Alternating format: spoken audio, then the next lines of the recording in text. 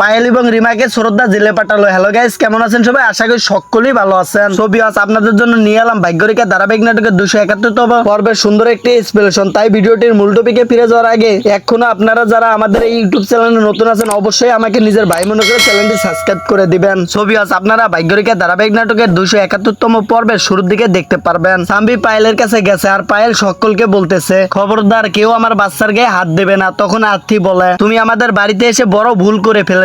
এরপরে অভয়ের মা বলে, আরে আর কোনো কথা না বাড়িয়ে এক্ষুনি এই পায়েলকে পুলিশ স্টেশনে নিয়ে চলো। অভয় তখন তানুজাকে বলে, মা সেটার কোনো প্রয়োজন নেই, পুলিশ অলরেডি বাড়িতে চলে এসেছে। ঠিক তখনই ডিপাতি পরিবারে পুলিশ চলে আসে আর পুলিশ চলে এসে পায়েলকে গ্রেফতার করে নেয়। এরপর শ্রদ্ধা রিমাকেও পুলিশের হাতে ধরিয়ে দেয় আর সাম্বি তখন পুলিশকে রিকোয়েস্ট করে বলে, প্লিজ পুলিশ আন্টি আমার মাকে নিয়ে যাবেন না, আমার মা কিচ্ছু করেনি। আর তখনই বাড়ির সকলে মিলে সাম্বিরকে বোঝাতে থাকে পায়েল যে ভালো মানুষ নয় আর তার মা হচ্ছে শ্রদ্ধা। আর সাম্বি তখন কারো কোনো কথাই শুনছিল না। সেই মুহূর্তে পায়েল সাম্বিকে জড়িয়ে ধরে এবং পায়েল সাম্বিকে কানে কানে বলে, তোমার এই আসল মেয়ের হারের বদলা তুমি যে কোনো ভাবে হোক নিয়েই ছাড়বে। এরপর পুলিশ পায়েল এবং রিমাকে ডিপাটি পরিবার থেকে পুলিশ স্টেশনে নিয়ে যায়। সাম্বি তখন কারোর সাথে কথা না বলে ছুটে রুমে চলে যায় আর সাম্বির এরকম ব্যবহার দেখে শ্রদ্ধা অনেকটা কষ্ট পেয়ে যায়। এরপর ডিপাটি পরিবারের সকলে মিলে শ্রদ্ধাকে সান্ত্বনা দিতে থাকে এবং সেই সাথে শ্রদ্ধাকে বাড়ির সকলে মিলে প্রশংসাও করতে থাকে। বরুণের মা তখন অব্বয়ের মাকে বলে, তোমার অনেক সৌভাগ্য যে তুমি শ্রদ্ধার মতো একজন বৌমা পেয়েছো।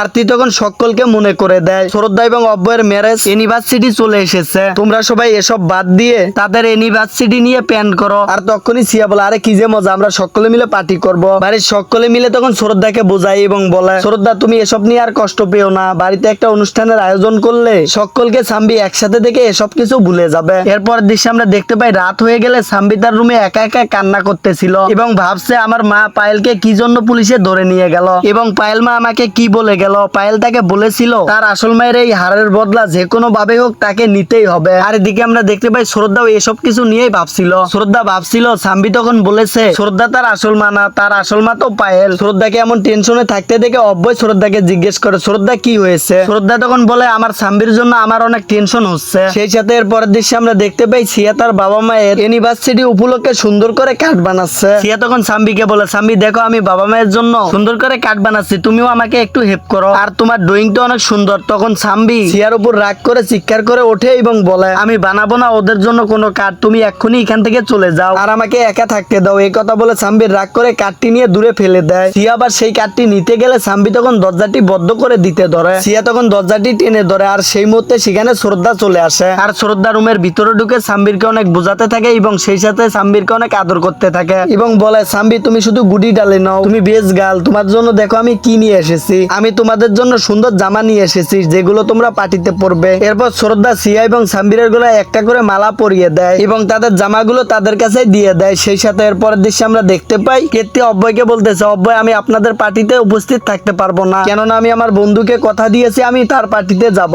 আর এই বাড়িতে পার্টি করলে 10-15 মিনিট যেতে না যেতে নতুন নাটক শুরু হয়ে যাবে, তার চেয়ে ভালো আমি মিনিকার বাড়িতে তার পার্টিতে যাব। বরুণ তখন কীর্তিককে বলে, আমাদের বাড়িতেই পার্টি হবে আর সকলে আনন্দ উল্লাস করবে আর আমরা বাইরে যাব, এটা কখনোই হতে পারে না। আর কীর্তি তখন নতুন বাহানা শুরু করে আর কীর্তি বলে, তোমার অফিসে তোমার চেয়ে নিম্ন পদের স্টাফ তার বউকে দামি দামি গহনা কিনে দেয়, তুমি আমাকে কি দাও? সেই মুহূর্তে বরুণ বলে, সে তো আমার চেয়ে অনেক কম স্যালারি পায়, সে হয়তো অবৈধ পদে টাকা কামায়। সেই মুহূর্তে কীর্তি বলে, ইনকাম যেভাবে হোক ইনকাম তো করে তুমিও করবা। তখনই বরুণ বলে, আমি পারবো না ওইভাবে অবৈধ পথে টাকা ইনকাম করতে। তখনই কীর্তি বলে, পারবা না তো বাদ দাও, অন্তত কালকের পার্টিতে আমাদের সাথে তুমি যাবা। কিন্তু বরুণ সেই মুহূর্তে বলে, এটা কোনোভাবেই সম্ভব নয়, বাড়িতে এমন পার্টি রেখে আমি তোমাদের সাথে কোনোভাবেই অন্য পার্টিতে যেতে পারবো না। এরপর দৃশ্যে আমরা দেখতে পাই অব্বয় এবং শ্রদ্ধা খুব সুন্দর করে সেজে রয়েছে এবং অব্বয় এবং শ্রদ্ধা সিয়ার দেওয়া কার্ড দুটো দুজনেই পরে দেখতেছে। সিয়ার দেওয়া এত সুন্দর উপহার দেখে অব্বয় এবং শ্রদ্ধা দুজনেই খুশি হয়ে যায়। এরপর আমরা দেখতে পাই শ্রদ্ধাও বরুণকে সুন্দর একটা গিফট দিয়ে দেয়। তখন সেখানে সেই মুহূর্তে সুন্দর একটা রোমাঞ্চকর মুহূর্ত দেখানো হয়। এরপর আমরা লক্ষ্য করে দেখতে পাই পুরো বাড়িটা সুন্দর করে সাজানো হয়েছে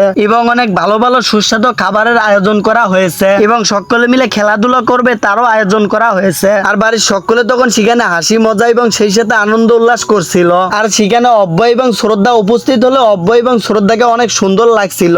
আর একটু পর সেখানে বরুণও চলে আসে আর বরুণের মন খারাপ দেখে অব্বয় বরুণকে জিজ্ঞেস করে, বরুণ কি হয়েছে ভাই তোমার তো মন খারাপ দেখা যাচ্ছে কেন? সেই মুহূর্তে বরুণ বলে, কীর্তি এবং কিয়ারা আমাদের পার্টিতে থাকবে না, তারা দুজনেই কীর্তির ইনভাইট করা বান্ধবীর পার্টিতে যাবে। এরপর অব্বয় বরুণকে বলে, মজা করো না তো ভাই? তখনই বরুণ বলে, আমি কোনো মজা করছি না। সেই মুহূর্তে অব্যয় বলে যদি মজাই না করো তাহলে এরা কারা। সেই মুহূর্তে বরুণ দেখতে পায় কিয়ারা এবং কীর্তি সুন্দর করে সেজে পার্টিতে উপস্থিত হয়েছে। এরপরে অব্যয়ের বাবা সবাইকে বলে আমরা একটা খেলার আয়োজন করেছি, এই খেলায় আম্পায়ার হিসেবে সোনিয়া থাকবে এবং সেই সাথে জজ হিসেবে থাকবে আরতি। তখনই অব্যয়ের মা তানুজা বলে আমি ওসব খেলাধুলা খেলতে পারবো না। তখনই সিয়া ওখানে চলে এসে তানুজাকে বলে দাদি প্লিজ আমাদের সাথে তুমি খেলো। আর তখনই সিয়ার কথা শুনে তানুজাও খেলতে রাজি হয়ে যায়। একটু পর আমরা দেখতে পাই সেখানে সাম্বিও চলে আসে। আর সাম্বিরকে দেখেই বরুণের মা গিয়ে বলে তুমি একা এখানে এত দূরে দাঁড়িয়ে রয়েছে কেন? পরিবারের সকলে এই পার্টিতে মজা করতেছে, তুমিও চলো। কিন্তু সাম্বি নয়নাজের কোনো কথা না শুনে অন্যদিকে চলে যায় এবং সাম্বি ভাবতে থাকে তোমরা আমার মাকে জেলে পাঠিয়ে এখানে পার্টি করতে আসো। এরপর সাম্বি এই পার্টিতে একটা ঝামেলা করার ফোন দিয়ে আঁকে। সো গাইস এই ছিল ভাগ্যরেখা ধারাবাহিক নাটকের 271তম পর্বের সুন্দর একটি এক্সপ্লেনেশন। তো আপনাদের কাছে ভিডিওটা কেমন লাগলো অবশ্যই কমেন্ট করে জানাবেন এবং সেই সাথে এর পরবর্তী ভিডিওর এক্সপ্লেনেশন সবার আগে দেখার জন্য আমাদের এই ইউটিউব চ্যানেলটি সাবস্ক্রাইব করে আমাদের সাথেই থাকবেন। সকলেই ভালো থাকবেন, সুস্থ থাকবেন।